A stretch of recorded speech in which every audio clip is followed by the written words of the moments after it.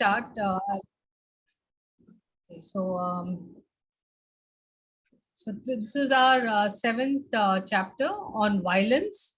Right. So, Uncle, this time I've kept in mind that you had a problem last time in reading. So this time your text will be Yeah, clear. yes. I'm not good in these adjustments because Now I managed it. yeah, I've this kept is it better. all on the left side. So yes, I Uncle, know. please start. There is a great deal of violence in the world. There is physical violence and also inward violence. Physical violence is to kill another, to hurt other people consciously, deliberately, or without thought, to say cruel things full of antagonism and hate, and inwardly, inside the skin, to dislike people, to hate people, to criticize people. Inwardly, we are always quarreling, battling, not only with others, but with ourselves, with ourselves. We want people to change. We want to force them to our way of thinking. In the world, as we grow up, we see a great deal of violence at all levels of human existence.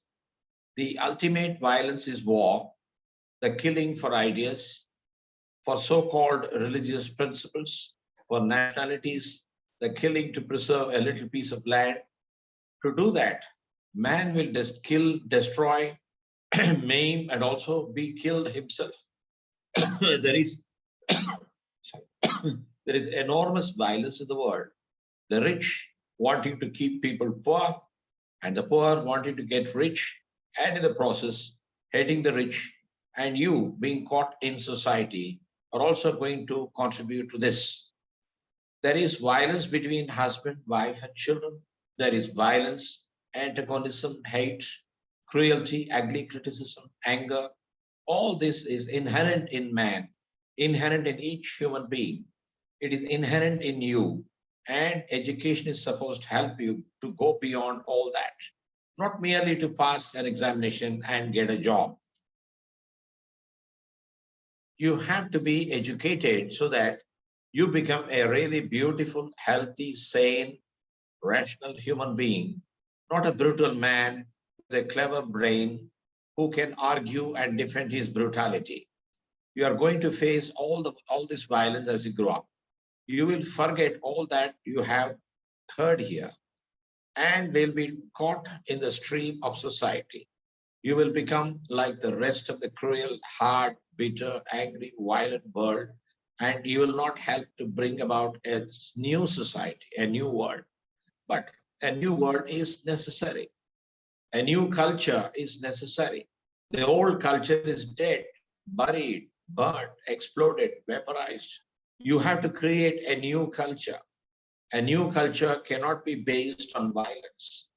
The new culture depends on you because the older generation have built a society based on violence, based on aggressiveness, and it is this that has caused all the confusion, all the misery.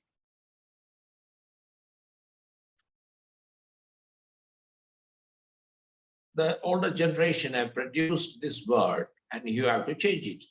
You cannot just sit back and say, I will follow the rest of the people and seek success and position. If you do, your children are going to suffer. You may have a good time, but your children are going to pay for it. So you have to take all that into account. The outward cruelty of man to man in the name of God, in the name of religion, in the name of self-importance, in the name of security of the family.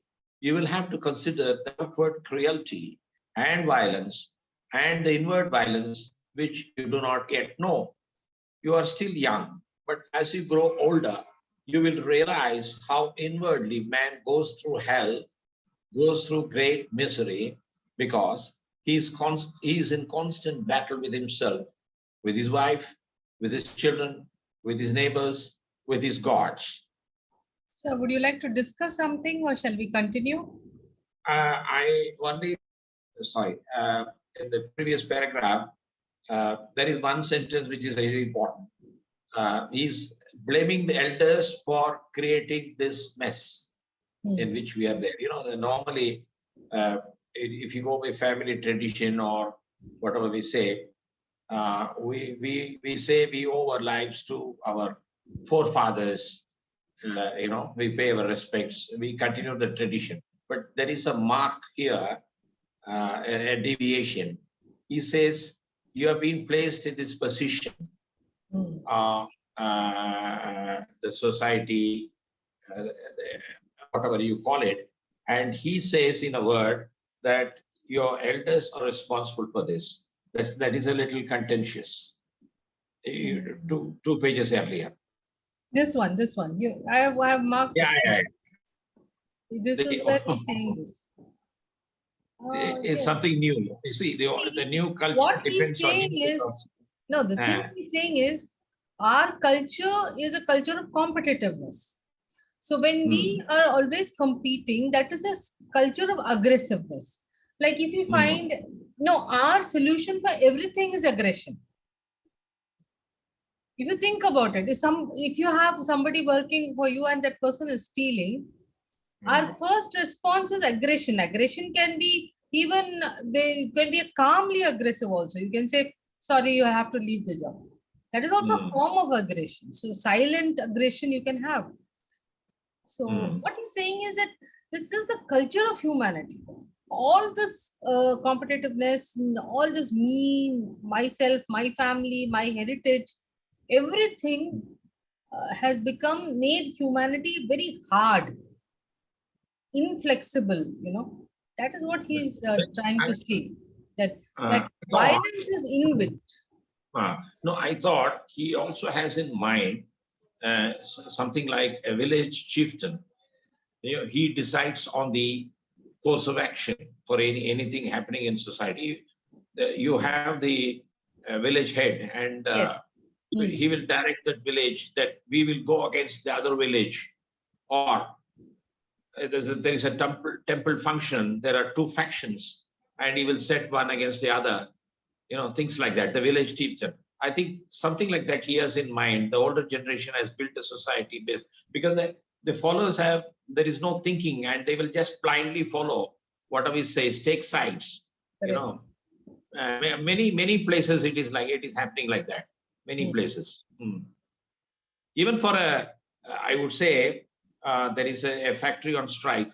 There are many willing to go and work, but you are prevented. You are not. You will get isolated.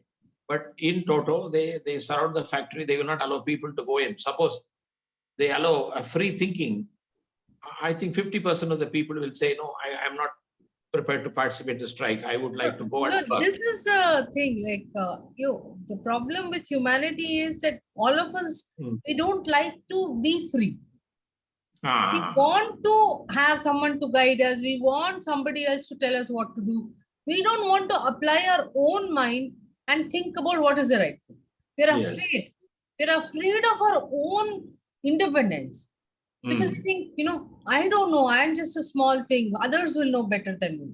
So that what he says in other talks and all that is that because of this constant hypnotism of religion and all that, people are like, their brains are atrophied. They can't think. They can't think newly. How in any space. So that is okay. Let's continue, Uncle. Okay. Life is something enormous, and merely to carve out a little hole for oneself and remain in that little hole, fighting for everybody is not to live. Again, I repeat, life is something enormous, and merely to carve out a little hole for oneself and remain in that little hole, fighting for everybody is not to live. It is up to you. From now on, you have to know about all these things. You have to choose deliberately to go the way of violence or to stand up against society. Be free, live happily, joyously, without any antagonism, without any hate. Then life becomes something quite different. Then life has a meaning, full of joy and clarity. When you woke up this morning, did you look out of the window If you did, you would have seen those hills become saffron as the sun rose against the lovely blue sky. And as the birds began to sing and the early morning cuckoo cooed, there was a deep silence all around, a sense of great beauty and loneliness. And if one is not aware of all that, one might just as well be dead.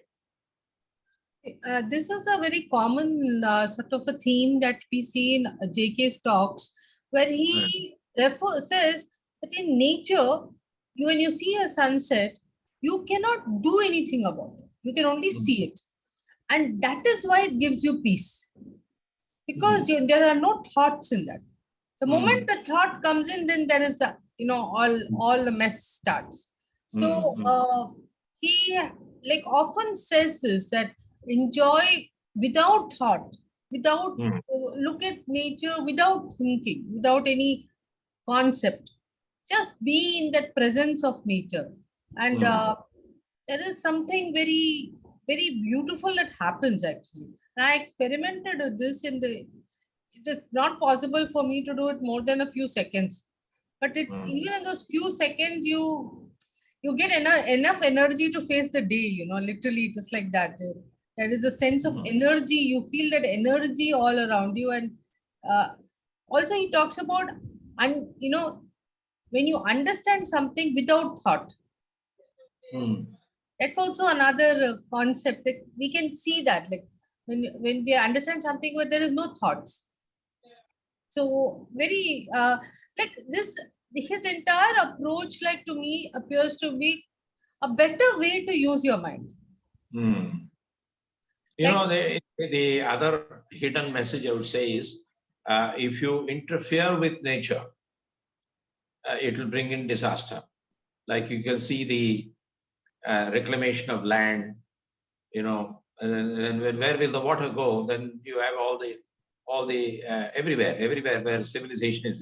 They think they are masters, and they do not foresee that there would be excess rainfall in once in 5 years or something.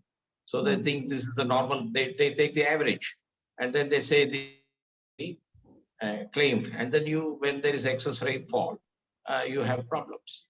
When I studied statistics, they were saying three things. The start of the lesson. One is there are three types of lies: damn lies, and statistics. That's how it starts. But there is one truth. It says you cannot cross a river by taking its average height. Okay, this is where the human elements play a part. You cannot cross a river by taking its average height. So we all go by the law of averages. We go into statistics. The politicians talks about statistics. The educational head talks about statistics. They all there to fool us for some time or all the time. So here, JK is very often in his lectures, he says, look out of the window, look at the nature, whatever time it is. Imagine yourself to be there. Let your imagination forth. That is thinking. So it will give you some peace, and as you say, you get recharged or re-energized to face the day, and the thinking never stops. I like it. Yes. But only very few people are aware. You can be aware of it only when your mind and heart are open, when you are not frightened, when you are no longer violent.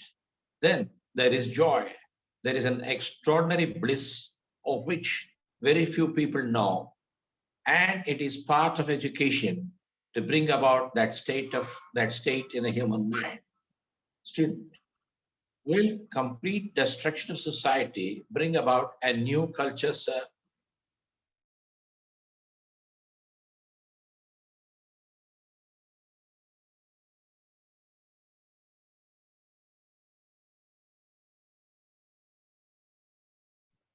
Looks like Uncle has lost his connection, so I'll just continue reading.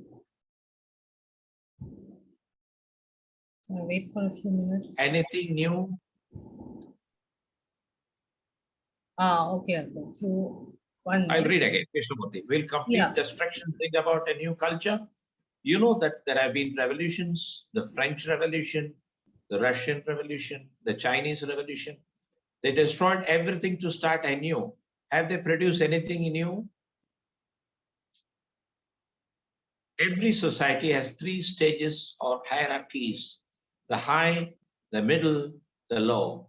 The high being the aristocracy of the rich people, the clever people, and then the middle class who are always working, then the labor. Now, each is in battle with the other. The middle wants to get to the top and bring about a revolution. And then when they get into the top, they hold on to their positions, their prestige, their welfare, their fortunes. And again, the new middle class tries to come to the top. The low trying to reach the middle and the middle trying to reach the top. This is the battle going on all the time throughout society and in all cultures. And the middle says, I'm going to get to the top and revolutionize things. And when it goes to the top, you see what it does. It knows how to control people through thought, through torture, through killing, through destruction, through fear. Sorry, 1 minute. Yeah, student. No.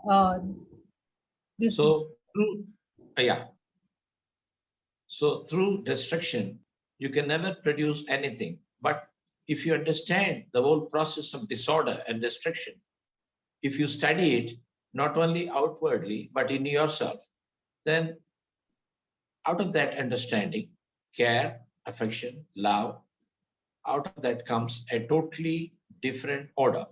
But if you do not understand, if you merely revolt, it is the same pattern repeated again and again, because we human beings are always the same. You know, it is not like a house that can be pulled down and a new house built.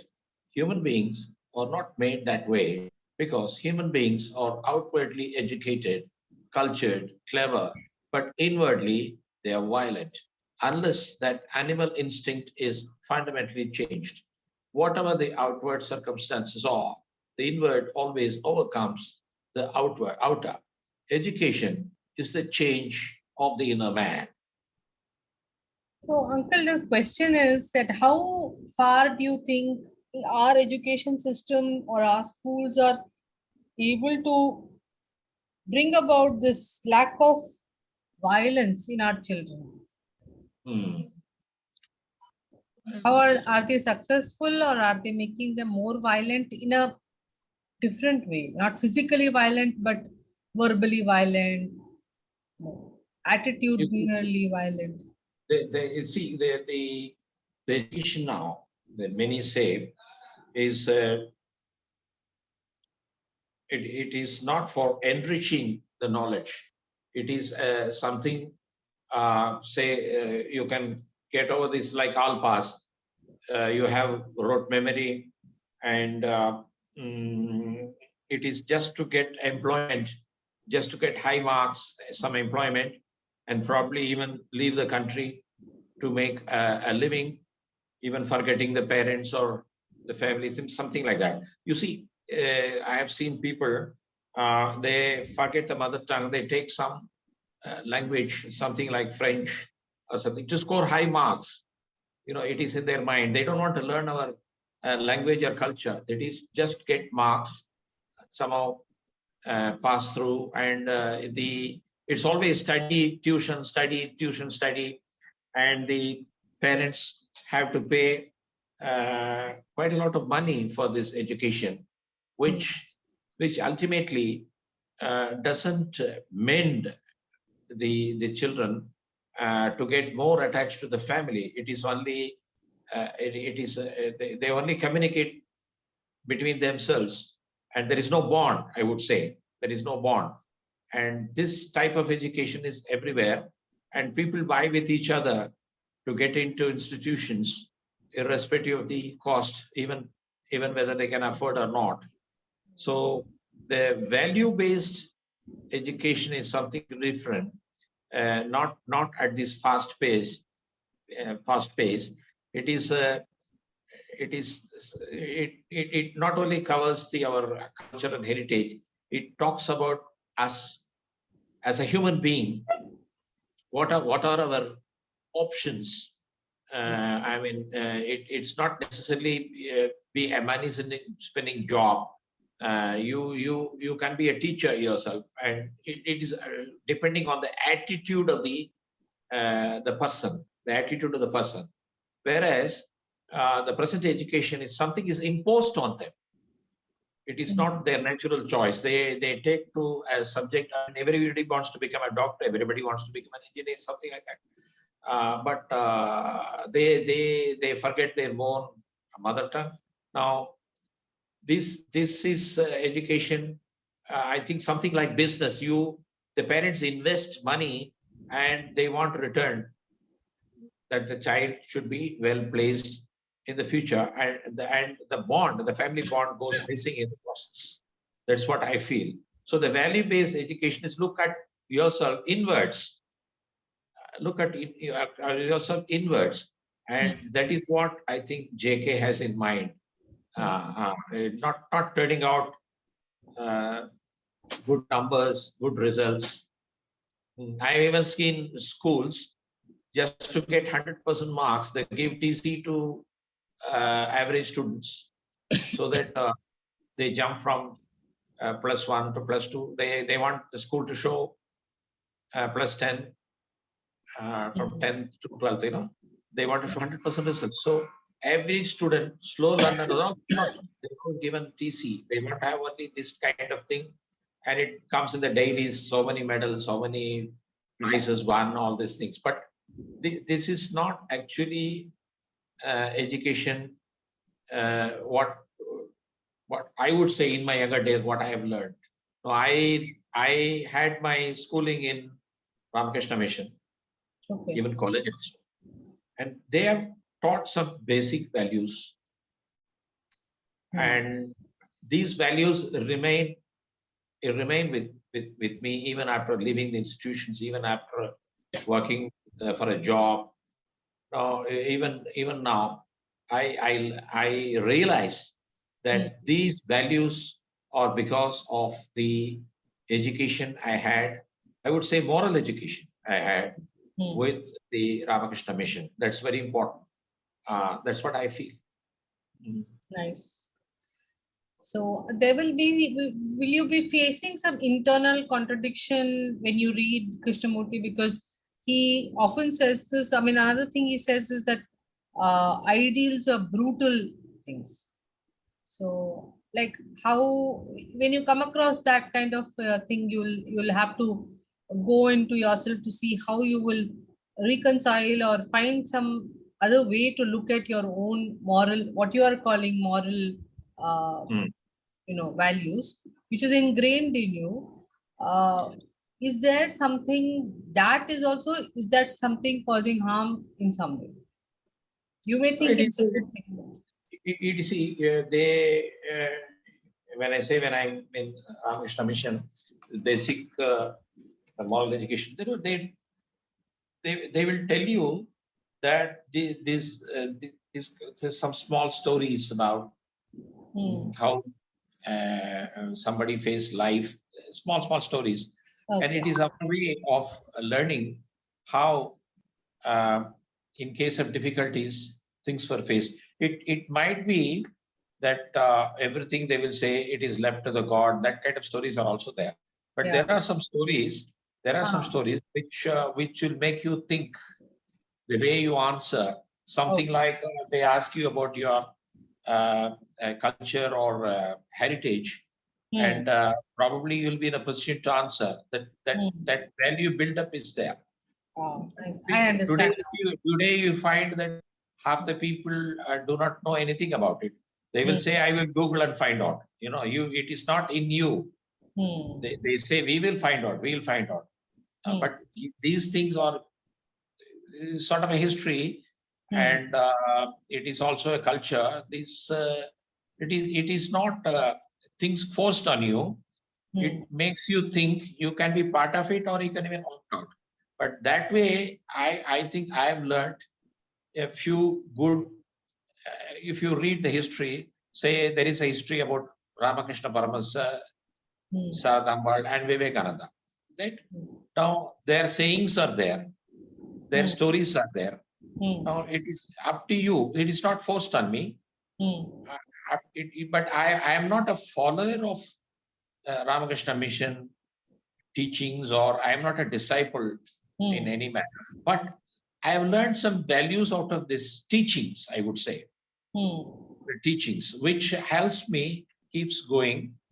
So I will, something like, my wife even used to tell me that first you are attending to the third person and then to you. I said, this is the culture I picked up. First, I will attend to the other person. I will not be the first to anything, whether it is food or any opportunity. I will not take it up first for myself. It will be a friend or somebody else we offer and then come. This is the culture I learned from them. Everybody becomes selfish. Then, there won't be any bond. This has created a bond. And even with when you go by bus or a train or a flight or in a public place, when you come across people and you first, me next, works wonders sometimes. There is a smile, and you develop a bond. Maybe that person knows you, or he would like to know you, what you are. And that both of us are able to smile. This culture I've learned from Ramakrishna Mission. I will not bulldoze myself like dodging. I mean, my wife has noticed this. She was telling me, why are you doing this for others, then for yourself? She has noticed this. I said, this is because of the thing I have learned.